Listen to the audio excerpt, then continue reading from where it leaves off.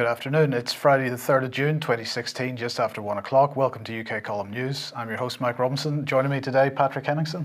Welcome to the show. Great to be with you again, Mike. Right, we're just going to get straight into it, I think. So we're going to start with Syria and, of course, the Foreign Office, UK against Daesh or Dash or Dosh or whatever it is a Foreign Office Twitter account. And they're claiming that the Assad regime has detained hundreds of civilians fleeing Daesh in Deir ez-Zor. And they cite this article here from a news organization called Now. This is a Lebanese news organization, Patrick, and what this is saying is that the Justice for Life Observatory is claiming that hundreds of people are being picked up by the Assad regime and put in a detention camp, or rather they're saying that the facility is akin to a detention camp, so I'm not quite sure what that means. But this is another NGO operating in Syria, one that I hadn't come across before.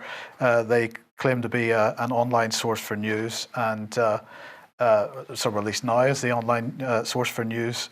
They're citing this NGO, and they have now has people such as Michael Weiss, ex-Henry Jackson Society, writing for them as a contributor. He's former director of communications for that organization, in fact.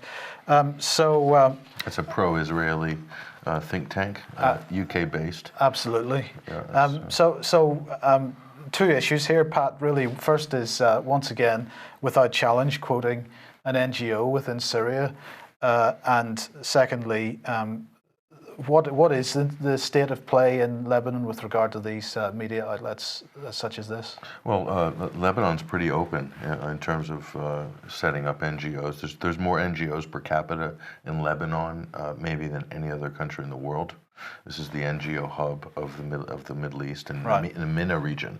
So this is here another partisan media outlet, and we did a little digging. We could see who was behind this media outlet, and you look at their stories and their editorial line on something like Syria, and it happens to be completely synchronized with the United States, the Foreign Office and the State Department in the U.S. So again, this is what we call the propaganda ring, where government is connected to either foundation-funded media outlets or NGO media outlets and NGOs on the ground who are also being funded by those same governments.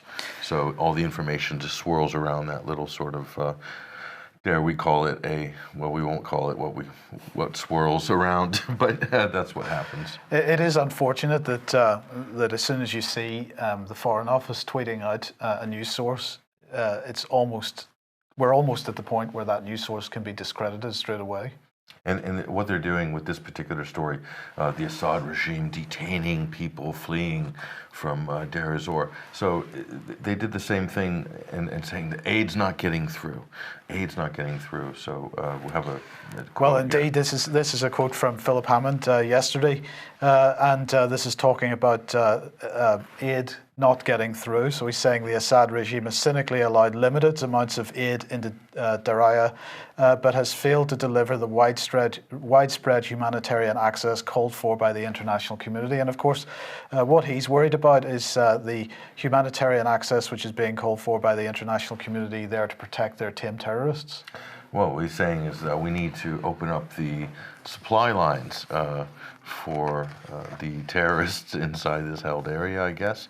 So they open up the rat line. So they use the same technique with Madaya before Christmas. They claimed that the government was sieging the town of Madaya in the northwest of Damascus, and that they weren't allowing UN aid to get in and so forth, and therefore there was a famine, and there had pictures, phony pictures were posted on Twitter by a number of organizations and media outlets claiming that they were starving. It was like a Holocaust type thing. So this is exactly the same sort of playbook here. So they're not letting the aid get through, but the reason the aid's not getting through is because this is a terrorist held area, and the government is at war with invading terrorists in the country. I don't know how more simple the narrative can get. If this happened in Britain, if we had terrorists basically holding a city anywhere in the UK, which has happened in the past, what happens? The army comes in and it's a siege, and nothing can get in and out unless it's through underground channels. So no different in Syria, Mike. Right. So, of course, he's at the start of that quote, he says, on the day of the deadline. And so what deadline is that? Well, this is the International the International Syria Support Group, which he says agreed last month that if humanitarian aid was still being denied to any area by the 1st of June, that the United Nations would launch a program of emergency deliveries by air. So that's what's going on there. Okay. And he's saying that countries with influence over the Assad regime, such as Russia and Iran, must now ensure that air operations can proceed in a safe and secure manner.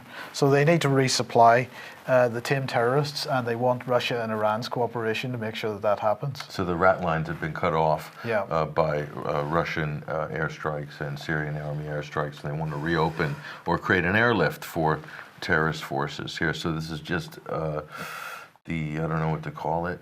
It's kind of a vaudeville Punch and Judy act, pretending that these are moderate rebels and that these terrorists aren't being supplied by Western intelligence agencies and their sort of contractors. It's unbelievable that the mainstream media is still falling for the gag after so many years.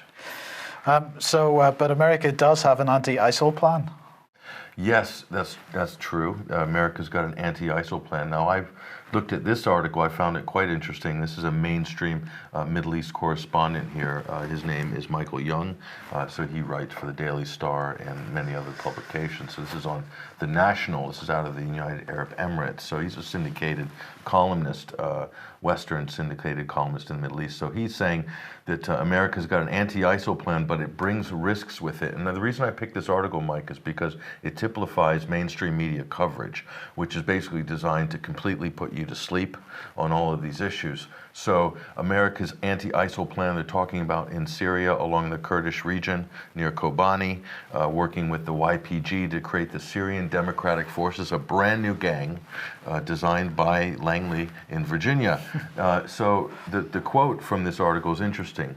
So he starts off, and this is how you can dissect the very subtle lines of what I think is propaganda, but this is a type of a gaslighting fantasy. It is in its single-minded pursuit of an anti-ISIL agenda in Syria and Iraq. Now this is fantasy because this is typical of a mainstream journalist who totally ignores that there is any clandestine involvement or elements at play in ISIL or ISIS or Daesh, or what do you want to call it, or al-Nusra, that the Western forces are not behind there supplying them with weapons or running air cover for them, or they're not being allowed free passage through NATO members like Turkey over the border and allowing their oil to be sold.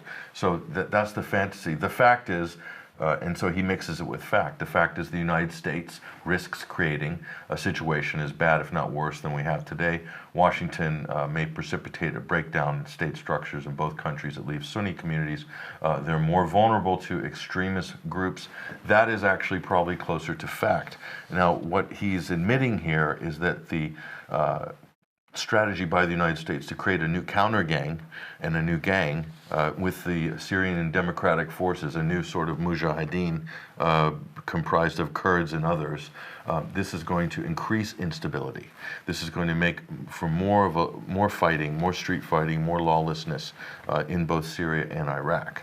So, but it's the mixture of fantasy and fact that mainstream journalists excel at, and this really puts the public to sleep on all of these stories, and you just graze over it. And this is what mainstream media does in print and on television.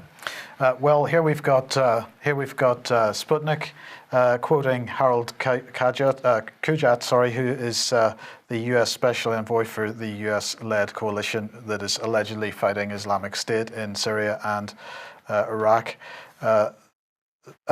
Sorry, I apologize, I got that wrong. He is the former Chief of Staff of NATO's senior military authority. So he's saying that any NATO involvement in the Syrian military campaign would bring more instability to the peace process. That seems reasonable. And Brett McGurk, who is the special envoy, was saying that the use of NATO surveillance aircraft to back the coalition could be brought up at the July summit in Warsaw. But Harold Kojat saying, in this pretext, it's really about making NATO part of the Syrian operation. But he's saying that this is creating risks because negotiations are very unstable. Well, so those are the risks. Negotiations unstable. The Americans not helping. NATO not helping. And of course, in response to that, America immediately sending another carrier group over to Syria to fight ISIS, apparently. Yeah. Well, the joke is on the public, of anybody that believes any of these statements, because this is a perfect example, Mike, the whole concept of NATO. Oh, well, NATO's not going to get involved in Syria. Wait a minute, NATO is involved in Syria. The United States is leading airstrikes in Syria. We have special forces on the ground wearing Kurdish uniforms, by the way. We have Turkey, who is a NATO member, who's facilitating the free flow of terrorist forces for the last 5 years into Syria, into Iraq, okay? So NATO is involved in a big way. NATO countries, Britain is involved, so France is involved, so NATO is there. NATO is running the operation to destabilize Syria and parts of Iraq, and it's not even up for debate. And the fact that NATO isn't officially in makes no difference in reality to the people on the ground in Syria. And this is a perfect example of governments gaslighting the public, and where people can't even tell the difference between a glazed donut and a glazed donut. Yeah. They're both the same. NATO is in Syria, is in Iraq, and for them to come on and deny and say, well, we're not ready for NATO to come in when they're already in, is a perfect example of the PSYOP, which I think is running on the public 24/7. Absolutely. Let's move on to Yemen then, because that conflict continues with continuingly almost no coverage in the mainstream media at all. But this, perhaps on the face of it, looks like a positive development, because the United Nations has apparently placed the Saudi-led so-called military coalition, which is, well, we have to laugh at France 24's coverage to a certain degree, because they insist on calling it Yemen's government. So the Saudi-led coalition is supporting Yemen's government, but the UN has put the Saudis on a blacklist over the deaths of hundreds of children. So there's at least an acknowledgement that the Saudis killing innocent bystanders rather than fighting any kind of actual rebels, and they're saying the UN saying emerging and escalating crises had a horrific impact on boys and girls. They're saying the situation in Yemen was particularly worrisome, with a 5-fold increase in the number of children recruited by armed groups, and 6 times more children killed and maimed compared to 2014. So that's a worrisome situation. Patrick, is worrisome the word that you would use to describe it? No, it's a total disaster, Yemen. So where's the international outrage? Where are the UN sanctions? And what is this? A slap on the? It's not even a slap on the wrist. It's not even a slap on the wrist. Because the United Nations, they put them on a blacklist, but they're not getting rid of them from the Human Rights Council. Yeah. So the UN is happy to take Saudi money and to fund the UN Human Rights Council and put Saudi Arabia at the head of that organization. Meanwhile, Saudi Arabia is dropping cluster bombs on civilian targets. Meanwhile, they are bombing Yemen into the last century. No, forget the last century, back to the Stone Age. And this is a humanitarian disaster, millions of people being displaced every month, and this is all the international community. This is the same international community that Philip Hammond's talking about. It is. And where is the outrage? Where is the righteous indignation?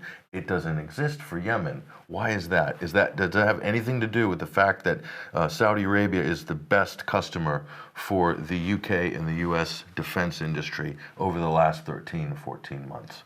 Does that have anything to do with it? And historically as well. Let's not forget Al Yamama.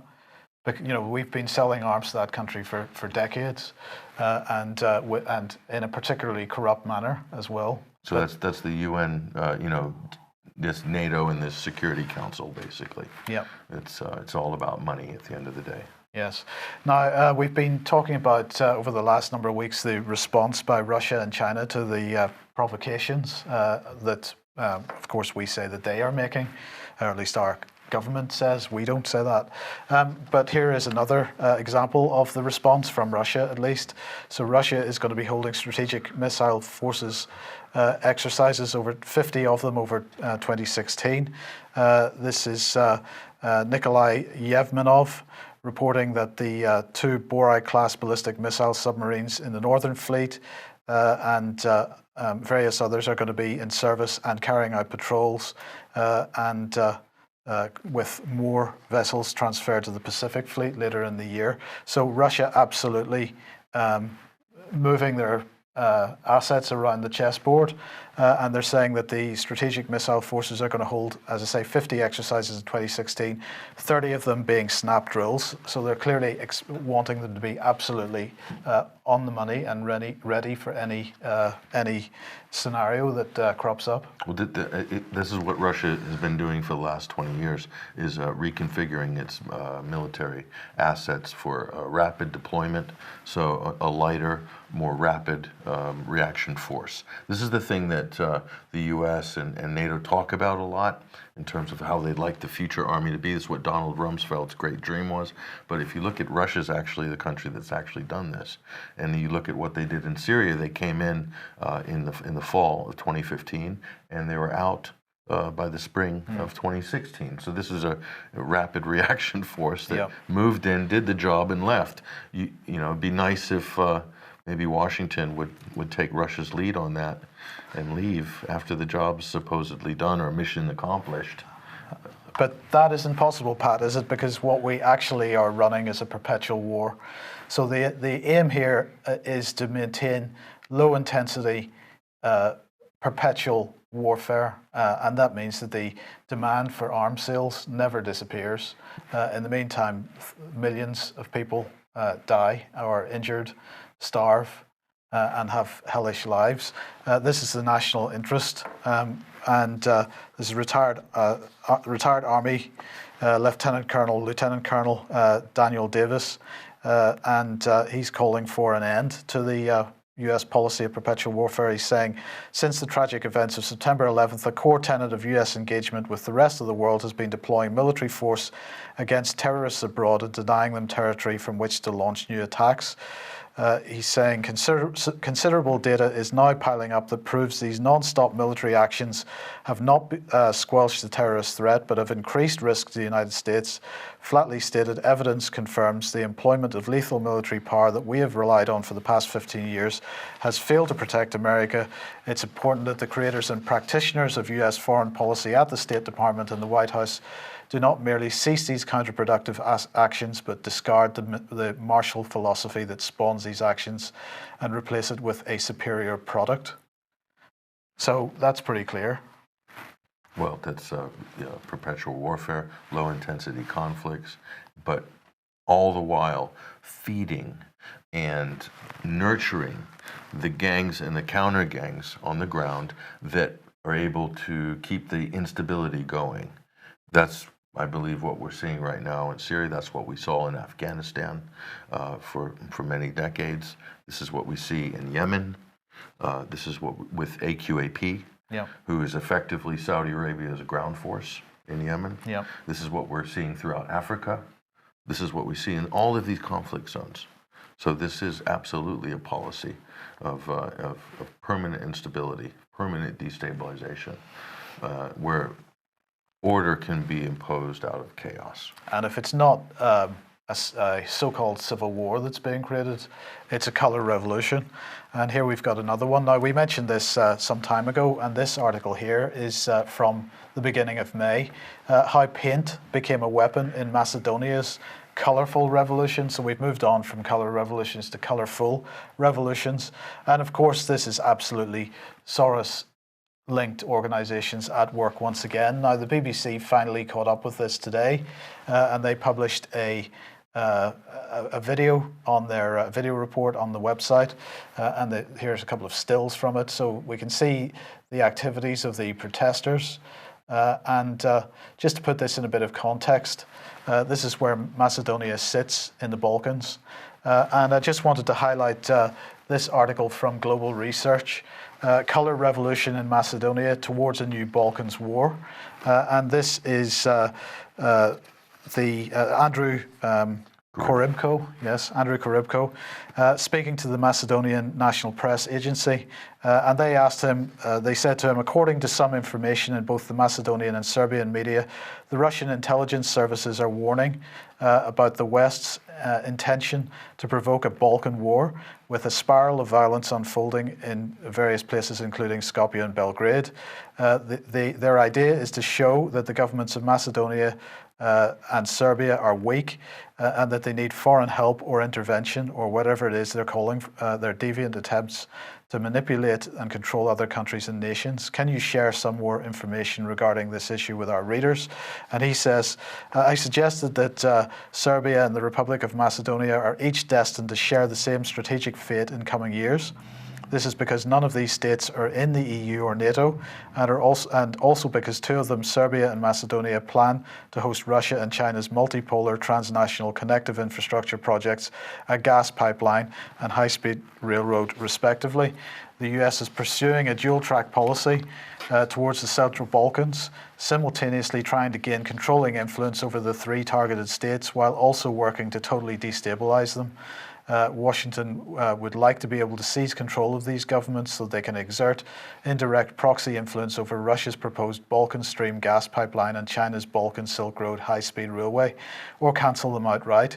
But if it's not successful in doing so, then it would have no qualms about throwing these countries into chaos in order to offset these projects.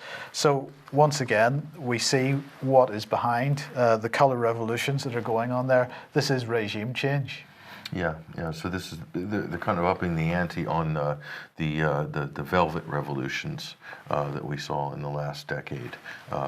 These are a little bit more vociferous, and then you have the BBC cheering as people throw paint on all the national monuments and deface all the country's heritage. The BBC's there to cheer them along, and away we go. And that is what it's about. It's not just putting some paint on the road or something. They are attacking the national heritage of the country. So it's about national pride and national sort of nationality and national borders. Yeah, they want to break that down, and then that will be replaced with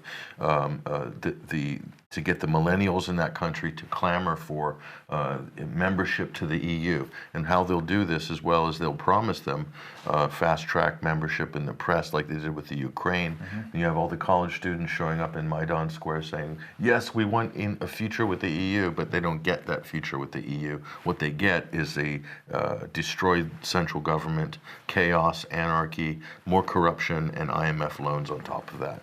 That's what you get. Right. So we're getting this in the Middle East, we're getting it in the Balkans. Are we going to get it in Europe? Well, we'll talk about that in a second. But just before we get there, Europe allegedly backing away from TTIP?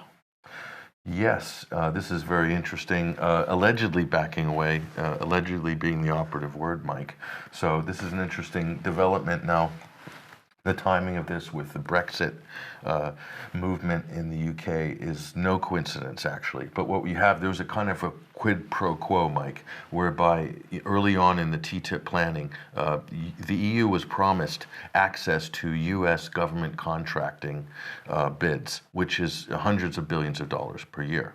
Okay, and then in return, U.S. Big agricultural companies will get access to European markets for fertilizer. We're talking about Monsanto. We're talking about Cargill. We're also talking about food producers, cheap U.S. agricultural products to be placed in supermarkets around Europe. So that was the trade-off. Then suddenly the U.S. government changed tacks on this and weren't going to open up government contract bidding to your EU firms.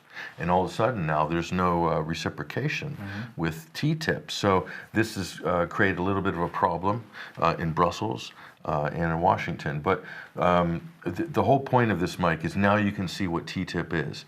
It's to reduce regulations, it's to lower corporate taxes, lower standards, okay, and raise profits for transnational only corporations, where they will flood the markets with their products and destroy any small to medium-sized businesses. And in the farming sector, you can be absolutely certain this is what will happen. You think small farms and local farms are devastated now? Wait till T.T.I.P passes. That will be the knockout punch for growing local. What you'll be left with is some boutique products at a local farmer's market that'll have to be subsidized by the government just to survive. Yeah. And that's what you'll be left with, just tourist kind of souvenir food, but no real production for and by local people, consumed for local communities. That will be finished. Right. Now, one of the key points that I've been trying to make over the last number of months is that the EU referendum actually is irrelevant to this discussion. This is the document that David Cameron produced after he had finished his grand tour of Europe, the best of both worlds, the United Kingdom's special status in a reformed European Union. This is what the EU referendum is about. It's about this document, not about anything else. It's not an in-out referendum. It's actually about this document. The document makes it absolutely clear with regard to T.T.I.P, concluding the trade deals already underway could ultimately worth blah-de-blah-de-blah. These include the UK's top trade priority. This is the UK's top trade priority, nothing to do with whether we're in the EU or out of the EU. This is our top trade priority, the Transatlantic Trade and Investment Partnership, which alone, and they give some more figures which are nonsense and are just sheer propaganda, but it doesn't matter, that single line indicates where Britain's policy is with regard to these trade deals, and this will go through whether we're in or out of, or whether the result of the EU referendum is in or out. Yeah, this is what it's all about. Yeah, this is what it's all about. So, and what people need to be reminded of, the Brexit issue is a red herring. It's a false flag. A PSYOP. It's a PSYOP.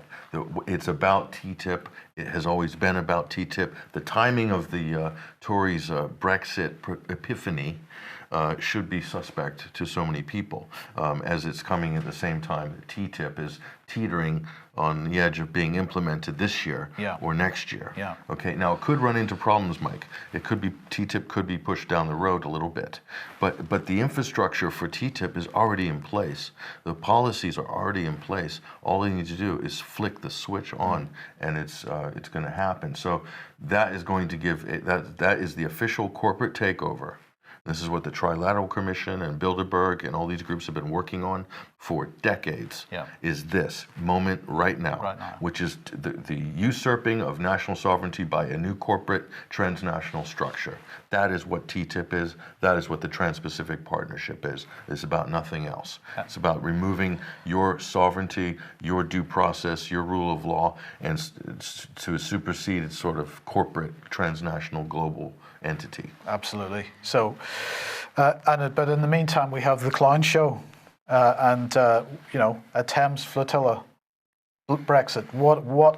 What is this about? We've got serious issues that need discussed, and we've got people floating up the Thames in a flotilla. This is like the Queen coming up the Thames in her flotilla on the anniversary of, was it Dunkirk? Yeah. The little ships. Yeah. And this is Nigel Farage coming up the Thames, waving like the Queen, apparently, and chanting for an EU referendum. And all I can say here is, I know there's a lot of Nigel Farage fans out there, Mike, but he is playing completely into the establishment's narrative on Brexit. And how come Nigel Farage should be shouting louder? All these people should be shouting from the rafters about T.T.I.P, not about Brexit. Because Brexit, like you said, it doesn't matter whether the vote's in or out. Yeah. The real issue of sovereignty, I believe, is not with Brussels right now as much as it is with this trade agreement. Absolutely. This will transform life, and the unemployment figures are starting to come out now. I've read at minimum 1 million job loss. You know, under 25s in this country and all around Europe, the unemployment rate is skyrocketing. In some European countries, it's 50%. So can we afford to add another couple of million to the dole queues? Can we? No. This is what TTIP is going to bring. Absolutely, absolutely. We can't have a day or a discussion on the referendum without an intervention by a Miliband, and here we've got David. And our financial services will be at risk, apparently, if we leave the EU. This is just typical of the absolute crass, low standard of the discussion on this issue. So Britain has the fastest growing financial services sector in the world, but a vote to leave the European Union would put that at risk, he said. Investment is encouraged, enhanced and emboldened by the UK's membership of the EU. Well, I'm not going to give this any more time because he's talking nonsense, and let's just remind ourselves of what we discussed earlier in the week. The UK, the most corrupt country in the world.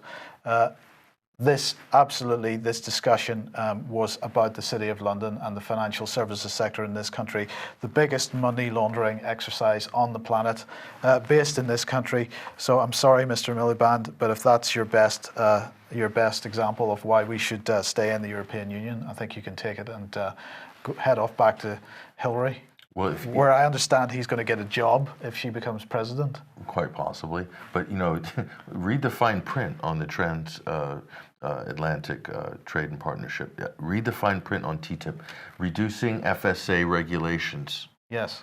Allowing American companies to enter the financial services market here. Allowing UK companies or City of London companies to get a better foothold in New York.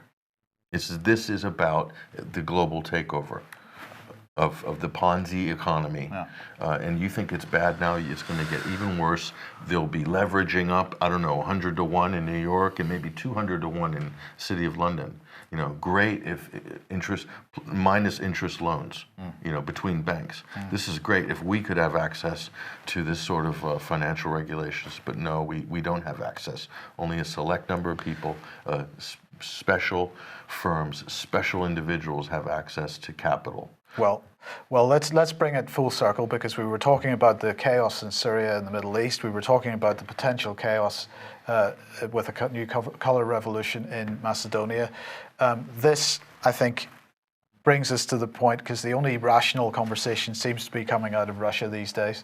Lavrov saying that Europe is turning into a region that radiates instability. This is extremely dangerous. We're seeing the situation in France with the labour strikes there. We're seeing this whole argument over TTIP. This is being done deliberately, I believe, to get TTIP through. It's to destabilise nations. We've got the refugee crisis causing the destabilisation of nations and national borders. And Lavrov saying Europe is being turned into a region that radiates not well-being but instability. We're witnesses to major changes in the international scene. Russia is part of the global world, and it's changing right before our eyes. He said that new centres of growth and influence were emerging and gaining strength, including in the Asia-Pacific region, but he was particularly concerned about what was going on in Europe. So these warnings aren't given lightly. No, and the immigration issue in Europe, in terms of these corporations that will benefit from TTIP, they're looking at this problem as a boon for cheap labor. That's all it is. Yeah. It's a boon for cheap labor and for part-time labor and non-contract labor. And this is what these firms want, to get some kind of a competitive advantage. But also, they'll continue flooding poor countries' markets with their products. Former French colonies will get French products. Former British colonies will get British products. And it's just about opening up markets. And they will decide, the cartel of companies will decide who gets what. Yeah. Because that's what cartels do. They carve up markets and they say, well, okay, you're mafia and you sell this. I'm the mafia, I sell that. You get that part, I get that part. And they all agree together, and they agree to knock out all the competition. Yeah. Any small local businesses and local firms, they're out. The map is divided up, the protection racket runs. That's how it goes. Yeah. And that's what it's about. Yes, okay, let's move on to a new subject. We were talking about this a little bit yesterday, but here's a bit more. Yeah, so this is interesting. This is New York Daily News. So we were talking about the film Spotlight yesterday on a program with Brian Garish. So the Catholic Church spent $2 million on a major New York lobbying firm to block child sex law reform. Now, this just came out last week, actually, but it's kind of made its rounds through the media. And this kind of echoes what the point that Brian and I were making yesterday, and that, this is funny that this would come out. This should be, Spotlight got so much publicity as a movie, okay, which is a reflection of a scandal which happened before. And this story should send shockwaves through the mainstream media, and yet it didn't. It is in a couple of mainstream outlets, but didn't get any of the coverage, not half of the attention that this film got, because it was up for a couple of Oscars. Because we've got to present the idea it was all historic. Yes, yeah, but the reality is this. Yeah. They're spending $2 million on law. What's even worse about this, Mike, is that there's lobbying firms ready to take up this sort of work. And I talked about the lobbyists yesterday. They're running Washington, D.C., and they are probably, in terms of prostitution, corporate prostitution, there is no limits for lobbying firms. To take up a job like this is pretty shocking. Yes. Now, I can't remember how long ago it was, but it was quite some time ago. You suggested that just wait, it's only a matter of time before Trump supporters start burning buildings down? No, it's Sanders supporters. Oh, right. Yeah. Okay. Well, what's going on with Donald then? Well, this is kind of very close to what I was saying, but so Trump rally in California is like the epicenter for anti-Trump activism. So Donald Trump, they're trying to make it so he can't have any political events in California. And so this was in San Jose. I used to live a few miles away from this for years. I went to school there as well. So they show up at a Donald Trump rally. This anti-Trump, and this gets violent actually. So I see that at the bottom there it says protesters punch, throw eggs at Trump supporters. So we've got agent provocateur out. Are these Hillary supporters perhaps out to cause a bit of trouble? I don't know if they're Hillary or maybe more likely happen to be Sanders supporters, but all organized through the Democratic Party machine via websites like MoveOn.org, which is a George Soros-funded So we're back to another Soros NGO. So what you see in color revolutions in Arab Spring and in Ukraine, what you see overseas, and I say people, if you don't pay attention to what happens overseas, you will get it in heavy doses at home. Yeah. And this is exactly what they're doing in America. Now, whether you agree with Donald Trump or not is beside the point. What you have here is you have NGOs funded by Wall Street billionaires trying to affect the outcome of elections by denying,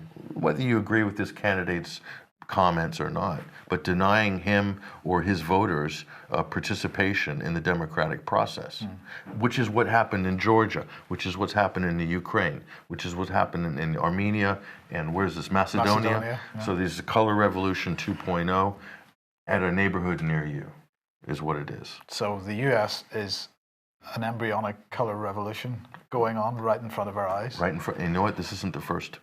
Get used to this, because this will be the norm for the next few years. Yeah. Okay, completely change the subject again. You wanted to highlight this. I thought this was completely outrageous of a story, but it's true. So the headline is Tube Bosses Disgusting for Celebrating Ticket Office Closures, and that's according to the RMT. So this is a black tie affair at a posh London venue where I don't know how many 50 senior TfL managers attended a black tie Mayfair dinner to celebrate the closure of hundreds of London Underground ticket offices. Yeah. Now, is there something wrong with this picture? Is this something you should be celebrating? I don't know. The raise in tube fares, and I'm going to say this, Mike, they talk about, the need for maintenance. The need for new trains. And so London has the most expensive public transport now in the world. Number one. Okay, the infrastructure is already built. It's paid for. There are no big outlays. It's just a little bit of topping up maintenance that needs to go on, and they still need to have it as a personless service now. They want it run by robots and computers, basically. So because they want to track your journeys. Not only that, but they want to maximize their profits. And this is what happens when you sell off public assets to private companies, is they start asset stripping. They start asset stripping. Who built London Underground, Mike? The British people built London Absolutely. Underground. British taxpayers built it with their sweat equity and paying for it over the years. And the West Indians who helped build and run that, who came from Jamaica and Trinidad, okay, that's who built London Underground, the people of Britain. And then the recent government is allowed to sell it off for nothing to a select number of shareholders by invitation only.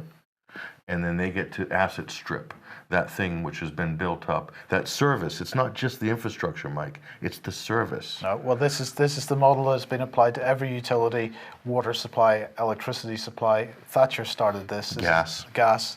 This is the model that's been used. They sell the infrastructure notionally to these companies who asset strip it. Who's left with the maintenance bill? The taxpayer. Who's left with the future development of that infrastructure? The taxpayer, but the profits have gone. And that's why it costs £120 to get a train from Paddington to Bristol. Yeah. And it costs less than that to fly to Copenhagen. Yeah. That's what you get. That's what you get. Well, look, we're going to leave today on what is perhaps a piece of good news. 2 Deutsche Bank traders indicted in the United States over LIBOR manipulation. This was yesterday. The department said that between 2005 and 2011, Matthew Connolly of New Jersey and Gavin Campbell of London, Gavin Campbell Black of London, worked with at least 8 others to fix the LIBOR, which was the interbank lending rate, if you remember. And they've now been charged with this and are hopefully going to prison. There is a continuing investigation in London as well. 20 people so far charged in that. It's a shame that it's taking so long to get to this point. But of course, the key point here is that these guys, they were at the bottom of the pyramid when it comes to this manipulation. Traders? Yes. Traders who get arrested for LIBOR. Right. So when are we going to see some bank management arrested for this? Well, better 2 rogue traders than Martin Aegis or somebody like that. Yeah, well, exactly. You know, so no executives, none of the people who are actually doing the fixing, rate fixing on LIBOR. They walk scot-free. You probably see a few of them at Bilderberg this year. Quite possibly. So, rogue traders. Yeah. Floor traders. Yeah. You know, yeah, they're responsible. They did it. Let's arrest them. Put them in a country club for 1.5 years. And their bonuses are still in a pot somewhere. Secure account somewhere. We need to do something about these banks. Yeah. Once and for all. Okay, well, look, thank you very much for joining us. Thank you for taking part today, Patrick. We'll be back on Monday at 1 o'clock as usual. Have a good weekend, and we hope to see you then. Bye-bye.